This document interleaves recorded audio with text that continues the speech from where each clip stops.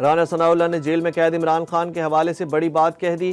لاہور میں میڈیا سے گفتگو میں وزیر اعظم کے سیاسی مشیر رانا ثناءاللہ نے کہا کہ عمران خان جس چیز کی وجہ سے جیل میں وقت نہیں گزار سکتے تھے، میرا خیال ہے اس سے پہلے ہی جان چھڑا لی ہوگی۔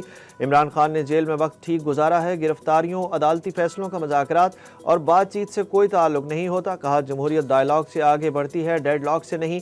9 مئی واقعات کے بعد پی ٹی آئی معاملات بہتر کر سکتی تھی۔ پی ٹی آئی کے لیڈرز کو چاہیے تھا کہ اگر ایسے واقعات رونما ہو گئے تھے تو ایک سیاسی جماعت کے طور پر معذرت کرتے۔ انہوں نے کہا کہ وفاقی حکومت 27ویں ترمیم اور ملک میں نئے صوبوں کے قیام کے حوالے سے مکمل غیر سنجیدہ ہے۔ موجودہ حکومت اور مسلم لیگ نون نہ کسی کو بائی پاس کرے گی، نہ بائی پاس کرنے کی اجازت دے گی، بات سب کے سامنے ہوگی۔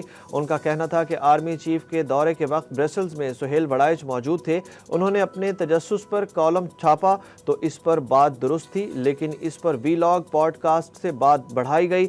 سہیل وڑائچ کے خلاف سزا کی کوئی بات نہیں ہے۔